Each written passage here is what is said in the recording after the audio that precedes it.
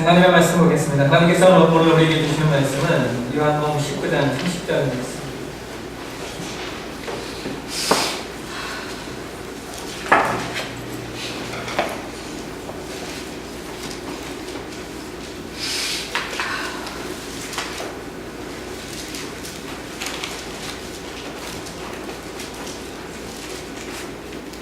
요한복음 19장 30절 말씀. 자, 장목소리로 함께 올리겠습니다. 예수께서 신부들을 받으시되 이르시되 다 이루었다고 머리를 숙이니 영원히 떠나가신다. 아멘. 조명으로 연설을 드리겠습니다. 하나님 오늘도 우리에게 말씀을 주시옵소서. 우리가 종려주일 고난주간을 맞이하며 하나님 앞에 주님의 이 땅에 오심과 죽으심을 기념하게 하시니 감사하고 그 은혜 앞에 감사하며 오늘 또한 이 말씀을 우리가 가슴으로 받게 도와주시옵소서. 이 말씀이 우리의 삶과 생활을 변화시키게 도와주시고 하나님의 선하신 목적을 쫓아 인도함을 얻고 주님의 뜻을 순종하는 우리 모습이 되어지게 이끌어주시고 우리 모두 주 안에서 성장하고 성숙하고 변화되어지고 새로워지는 귀한 시간을 인도하여 주옵소서. 지난 성령께서 우리 가운데 좌정하시고 임재해 주셔서 우리 모두 함께 하나님의 말씀을 가슴으로 받고 이 말씀을 순종하며 사는 능력을 더해 주시고 전하는 자나 듣는 자나 하나님의 은혜의 풍성함에 온전히 세워지고 역사해 주옵소서. 감사합니다. 그런 말씀 예수님의 이름으로 기도하옵나이다. 아멘.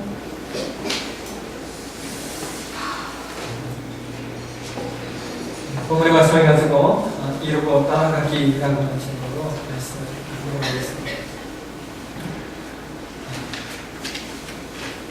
지난 2009년 9월 10일에 우리는 세계 역사상 유례가 없는 놀라운 사건을 목도하게 됩니다. 그것이 바로 미국에서 일어났던 9.11 테러입니다. 민간 항공기 4대를 납치한 테러범들은 2대의 비행기는 그 월드 트레이드 센터 쌍둥이 빌딩을 향하여 날아갔고 또 한 대는 국방성 건물을 향하여 날아갔고 그리고 또 한 대의 비행기는 백악관과 국회의사당을 표적으로 해서 날아갔습니다. 4대의 비행기가 날아갔는데 3대의 비행기는 자신들이 원하는 목적을 타깃을 이루어내고 마지막 한 대는 그 목적을 이루지 못합니다. 그 4대의 비행기 중에 백악관과 국회의사당을 향하여 돌진하던 유나이티드 항공사의 UA-93호기 여객기만은 백악관을 향하여 날아가다가 피츠버그 동남쪽에서 추락함으로 말미암아 백악관과 국회의사당의 파괴는 이루어지지 않았습니다. 나중에 유나이티드 항공사의 93호기 여객기가 백악관으로 날아가다가 피츠버그에서 추락한 이유가 밝혀졌습니다. 그 비행기 안에는 토드 미머라고 하는 사람이 타고 있었습니다. 테러리스트들이 갑자기 승객들을 비행기 뒤쪽으로 몰아넣자 토드는 그 일리노이스의 오크블록에 있는 그 GTE 고객 상담센터에 휴대폰으로 몰래 전화를 걸었다고 합니다. 전화를 걸어서 감독관인 리사 제퍼슨과 통화하면서 비행기 납치에 대해서 대화를 나누었습니다. 이때 토드는 자기와 그 비행기 안에 있는 일부 승객들이 그 테러리스트를 진압할 계획을 세우고 있다고 말하면서 리사에게 자기를 위하여 기도해달라고 부탁을 합니다. 그래서 두 사람은 전화상으로 주기도문을 암송하며 함께 기도했다고 합니다. 기도가 끝났을 때 토드는 주여 저를 도와주소서라는 말을 덧붙였습니다. 그리고 이후에 토드와 함께한 일부 승객들은 시편 23편을 암송했습니다. 여호와는 나의 목자시니 내게 부족함이 없으리로다. 그가 나를 푸른 풀밭 샘이시며 쉴 만한 물가로 인도하시는도다. 내 영혼을 소생시키시고 자기 이름을 위하여 의의 길로 인도하시는도다. 내가 사망의 음침한 골짜기를 다닐지라도 하늘을 두려워하지 않을 것은 주께서 나와 함께 하심이라. 주의 지팡이와 막대기가 나를 안위하시나이다. 주께서 내 원수의 목전에서 내게 상을 차려주시고 기름으로 내 머리에 부으셨으니 내 잔이 넘치나이다. 내 평생의 선하심과 인자하심이 반드시 나를 따르니 내가 여호와의 집에 영원히 살리리라. 시편 23편을 암송한 그들은 최후의 말을 이렇게 내뱉습니다. 여러분 준비되었지요? 다 함께 돌격합시다. 나중에 비행기 조종실에서 수거된 블랙박스의 녹음을 통하여 그들의 최후 교신이 상세하게 밝혀졌습니다. 토드와 일부 승객들의 영적인 행동 때문에 비행기는 국회 의사당이나 백악관으로 가지 못하였고, 토드 뷰어와 승객들은 자신들의 목숨을 바쳐서 더 큰 피해를 사전에 막아냈습니다. 그들은 자신들이 지금 이루어야 할 일이 무엇이며 그리고 어떻게 자신들이 떠나갈 것인가를 믿음으로 결정하였던 것입니다. 사랑하신 여러분, 오늘은 종려주일입니다.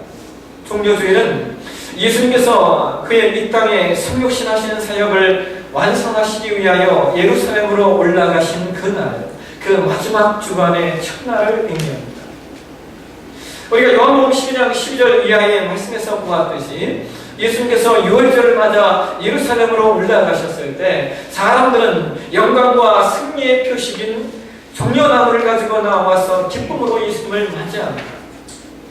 요한복음 12장 13절에 보면 그들은 호산나 찬송하려다 주의 이름으로 오시는 이니 곧 이스라엘의 왕이시여 라고 외치면서 예수님을 왕으로 그리고 구원자로 지칭하였습니다.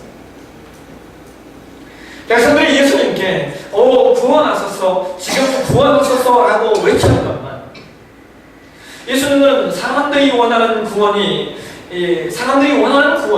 예수님이 주시라는 구원과는 다른 것임을 아셨기에 예수님은 그 마지막 한 주간에 자신이 해야 할 일 그리고 남겨야 할 일들을 철저히 행하시고 떠나시는 것을 우리는 성경을 통하여 확인할 수 있습니다. 예수님께서 그 마지막 한 주간에 어떤 일을 행하셨고 또 무엇을 남기셨는가는 우리가 마태, 마가, 누가, 요한복음을 통하여 확인할 수 있습니다. 먼저 예수님은 오늘인 주일, 일요일에 나귀 숫기를 타고 예루살렘에 입성하십니다. 이날을 가르쳐 우리는 종려주일이라고 말합니다.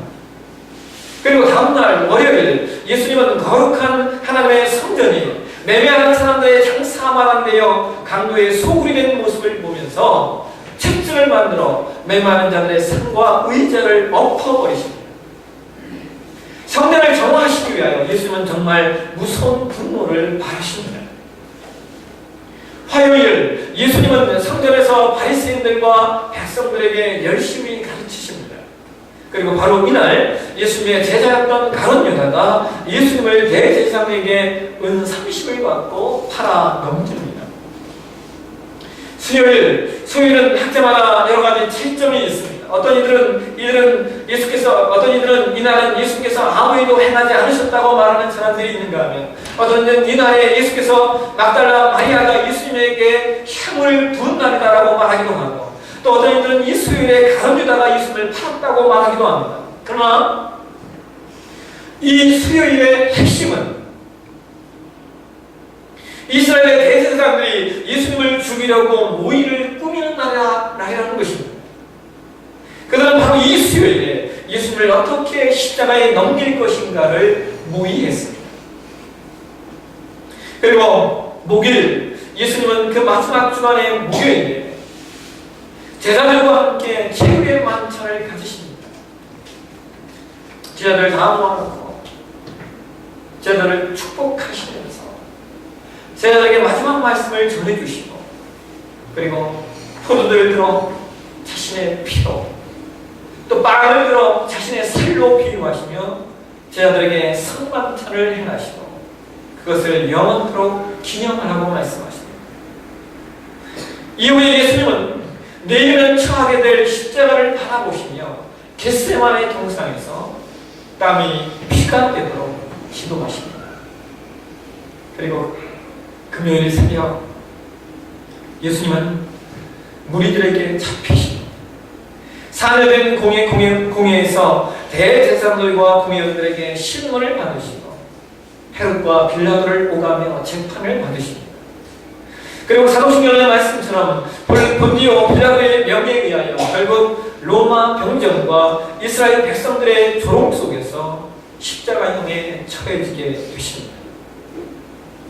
예수는 금요일부터 주일 새벽까지 무덤에 묻히셨다가 예수님께서 약속하신 그 약속의 말씀대로 3일 만에 주일 새벽에 부활하십니다.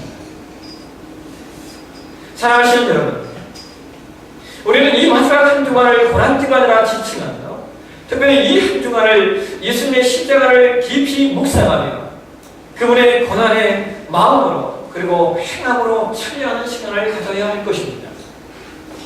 역사적 기독교회는 이 한 주간을 대단히 중요시 여겼습니다.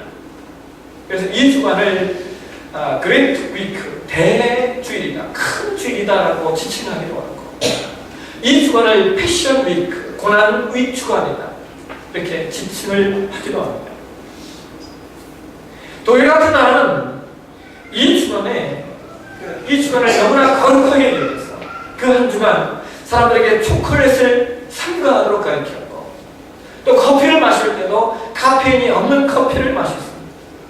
또 그 주간의 성만찬은 누룩이 들어가지 않는 포도주를 마시면서 그렇게 그 한 주간을 거룩하고 엄격하게 보낸다고 합니다.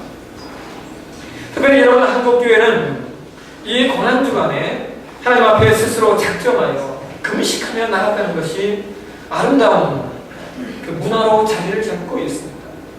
우리가 한 주간 몇 끼를 금식하지는 못하지만 적어도 하루 한 끼라도 하나님 앞에 금식하며 마음과 행위로서 하나님 앞에 경건과 거룩한 모습으로 참여하는 그런 아름다운 전통을 가지고 있는 것이 한국교회입니다.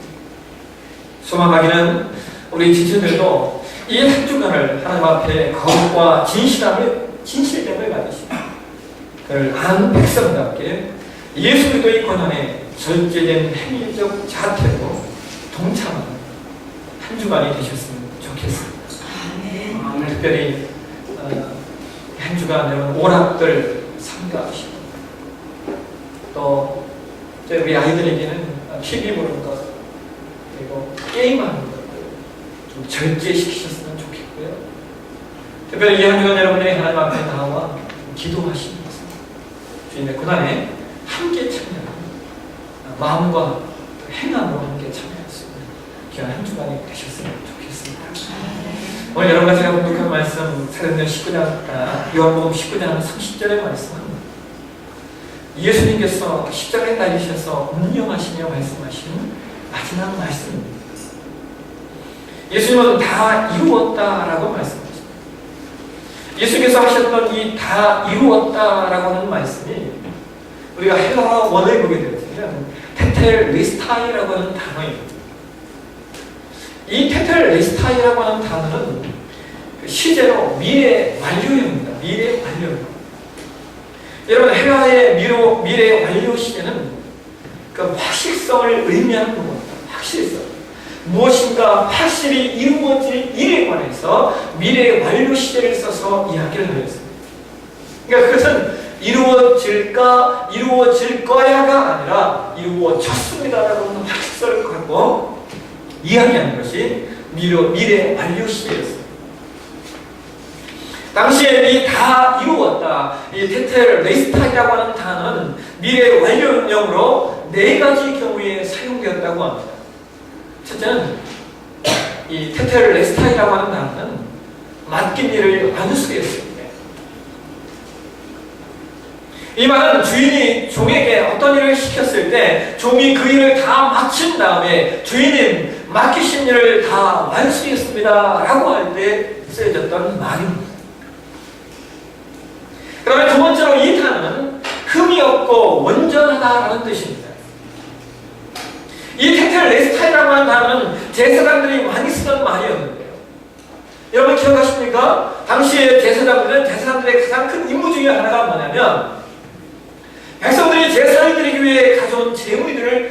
완수하는 것이 제사장들의 중요한 일이었습니다. 백성들이 가져온 재물들 중에 흠이 있는 것입니다. 눈이 멀었거나 혹은 다리를 절거나 또 어떤 다른 흠이 있는 것들을 있는지를 자세히 살펴요. 그래서 아무 흠이 없으면 그 재물에 대하여 테텔레스타이, 완전하다라고 선언했습니다. 그 다음에 이 테텔레스타이라고 하는 단어는 작품이 완성되었다는 뜻을 담고 있습니다. 이 말은 그 당시에 예술가들이 사용하던 말입니다. 예술가들은 한 작품을 만들기 위해서 수많은 시간들을 구상하고 연구하고 공들여서 작품을 만드는, 그렇게 10년을 기울인 작품이 완성되었을 때 예술가들은 이렇게 말합니다. 테텔레스타이, 완성되었다. 그 다음에 네 번째, 이 다 이루었다라고 하는 단어는 돈을 모두 지불했다라는 뜻입니다. 이 말은 주로 상인들이 사용하는 말이었는데요. 그러니까 이 테텔레스타이라는 단어는 지불 완료입니다. 완료. 더 이상 당신이 세배해야 될 것이 없습니다 라고 말할 때 테텔레스타이라고 말했습니다. 그래서 여러분, 이 다 이루었다라는 말은 완수, 완전, 완성, 그 다음에 완료라고 하는 의미를 가지고 있습니다. 정말 이 단어는 어떤 부족함이나 어떤 연약함이나 어떤 미비함이 전혀 없는 상태를 가리킬 때 사용하던 말입니다. 예수님께서 십자가에 죽으신 것이 그의 이 땅에 오신 사명을 완수하시는 것이고, 그의 죽음은 초대교회의 영지주의자들이나 혹은 이단주의자들이 말했던 것처럼 어떤 환영이나 기절 등의 내용이 아니라 완전한 죽음이요, 완전한 대속이었습니다. 예수님은 십자가를 통하여 하나님께서 인간을 어떻게 사랑하시는가, 그 하나님의 긍휼과 공의를 완성하셨습니다. 그리고 그의 죽음은 다시 죽어야 할 이유가 없는 단 한 번의 죽음으로 말미암아 모든 인류의 죄악을 완료하시는 죽음인 것입니다. 사랑하시는 여러분, 이렇게 예수님은 자신이 이 땅에 오시야만 했던 그 이유와 그 목적을 다 이루십니다. 그것을 다 이룬 다음에 성경이 말하는 것처럼 머리를 숙이니 영원히 떠나가시니라. 그렇게 떠나가십니다. 여러분, 저는 이 말씀을 묵상하면서 다시 한번 저 자신의 존재됨에 대해서 저 스스로에게 질문을 해보았습니다. 내가 지금 이 땅에 존재하는 이유는 무엇인가? 그리고 내가 지금 무엇을 이루기 위하여 살고 있는가? 그리고 이 땅을 떠나가게 될 때 나는 무엇을 남길 것인가? 여러분 왜 이 땅에 존재하십니까? 그리고 지금 무엇을 이루기 위하여 살고 계시고, 나중에 우리들은 예수님처럼 언젠가 이 자리를 떠나게 될 텐데 그때 과연 무엇을 이 땅 가운데 남기시겠습니까? 그런데 여러분, 우리가 무엇을 위해 살 것인가를 고민하게 될 때 반드시 우리 안에 전제되어야 되는 조건이 하나 있습니다. 그럼 그 조건이 무엇인지 아십니까? 헨리 블랙감이라고 하는 분이 계십니다. 이분이 하나님을 경외하는 사람이라고 하는 책을 썼는데, 그분이 그 책에서 이런 말을 하세요. 많은 사람이 하나님의 뜻을 알고 행하고자 할 때 이런 질문을 합니다. 내 인생을 향한 하나님의 뜻은 과연 무엇인가? 사람들은 무의식적으로 자기 자신과 자신의 인생, 그리고 그들이 무엇을 행할 것인가에 초점을 맞추고 있습니다. 그러나 이것은 잘못된 질문입니다. 잘못된 질문을 하면 잘못된 답을 얻기 마련입니다. 그래서 그는 이렇게 말합니다. 내 인생을 향한 하나님의 뜻은 무엇인가? 라는 질문보다는 우리는 단순히 하나님의 뜻은 무엇인가? 라고 질문해야 합니다.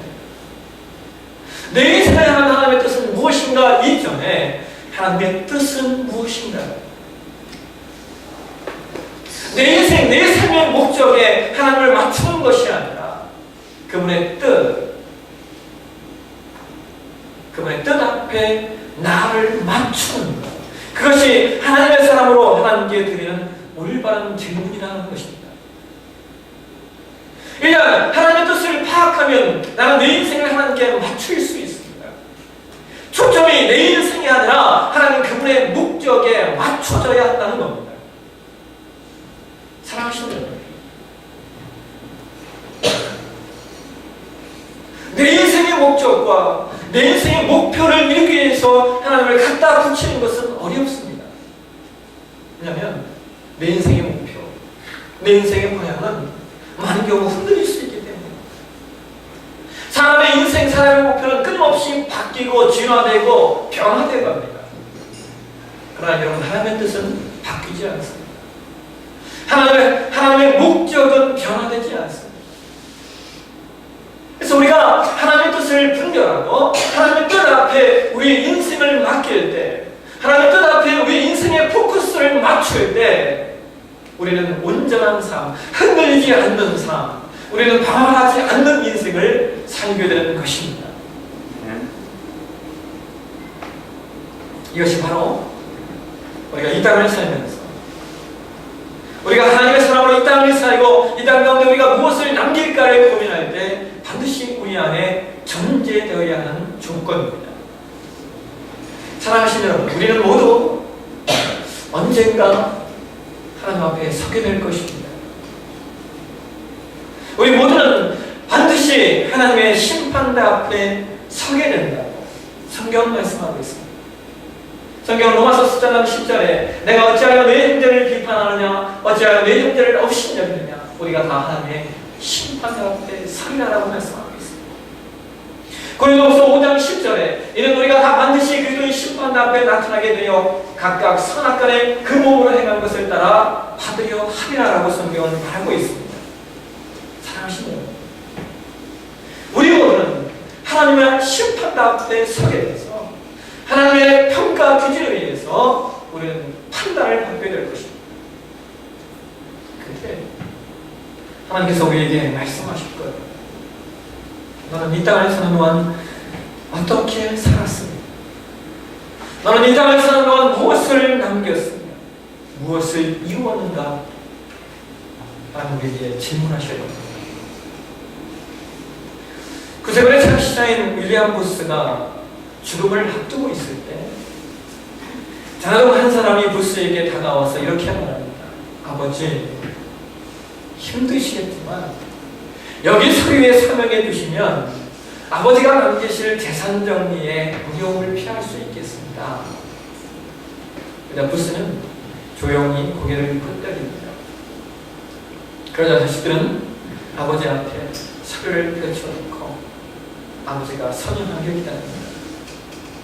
윌리엄에서는 손을 들어서 그 서류에 서명하고 그 서류는 봉해졌습니다. 나중에 그가 세상을 떠난 후에 자식들이 재산 문제를 해결하기 위해서 그 서류를 열었을 때 가족들은 놀라운 사실에 직면하게 됩니다. 아버지 부스가 남긴 마지막 서류 사인에 부스 자신의 이름이 없었던 것입니다. 대신 그가 그 서류에 마지막으로 남긴 이름은 예수였습니다. 그가 마지막까지 남기고 싶었던 이름, 그가 세상을 떠나는 순간까지 붙들고 있었던 이름, 그의 자녀들 또한 붙들고 살아주기를 기대했던 이름, 아니 그가 가족들에게 남길 수 있었던 최대의 유산은 돈이 아닙니다. 바로 예수의 예수 그 이름이었던 것입니다. 사랑하십니까? 우리는 이번 한 주간 우리는 깊게 십자가를 묵상하면서 십자가를 묵상하는 과정 가운데 하나님이 우리에게 주시는 하나님의 그 뜻들을 우리가 발견했으면 좋겠습니다. 나는 하나님의 사람으로 이 땅을 어떻게 살아갈 것입니다. 나는 하나님의 사람으로 이 땅 가운데 무엇을 이룰 것입니다. 나는 하나님의 사람으로 이 땅 가운데 무엇을 남길 것인가. 그것을 함께 고민하는 시간이 되었으면 좋겠습니다. 어느 한 자매가 꿈을 꾸었습니다. 꿈을 꾸었는데 꿈속에 자신이 예수님의 십자가를 지고 걸어가는 거예요. 걸어가는데 이 십자가가 너무 무거운 겁니다. 그래서 자매가 예수님에게 이렇게 말해요. 예수님, 십자가가 너무 무겁습니다. 좀 십자가를 좀 잘라주세요. 예수님 나타나서 그래, 무거우니 십자가를 잘라주었어요. 또 한참을 가는데 이 자매가 그래도 십자가가 무거운 거예요. 예수님, 십자가를 좀 가볍게 조금 더 잘라주세요. 예수님 또 나타나서 십자가를 잘라주었습니다. 조금 더 가다가 이 자매가 그래도 십자가가 무거운 거예요. 예수님, 십자가를 좀 더 잘라주세요. 예수님 나타나서 또 십자가를 잘라주었습니다. 그리고 가는데 요단강 강이 나타났는데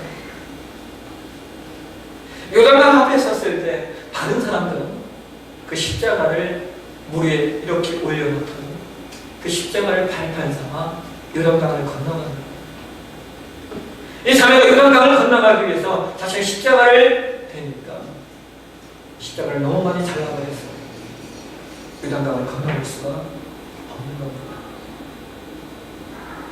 자매가 놀라서 잠에서 깼습니다. 깨어나서 이 자매가 엉엉 울면서 내가 십자가를 온전하게 지었다. 내가 십자가를 온전하게 거부하지 않았다. 내가 그 십자가를 발판 삼아 요단강을 건너갔을 텐데 주님의 품 안에 안겼을 텐데. 잘하십니다. 이번 한 주간, 이 고난주간 한 주간 내가 하나님의 사람으로 하나님께서 나에게 허락하신 십자가, 하나님이 나에게 허락하신 그 십자가, 그것을 거부하거나 그것을 약화시키는 것이 아니라 믿음으로 그 십자가를 지겠다 결단하고 그러니까 마음을 가지고 이 한 주간을 보낼 수 있는 저와 여러분이 되시길 주의 이름으로 축원합니다. 기도하겠습니다.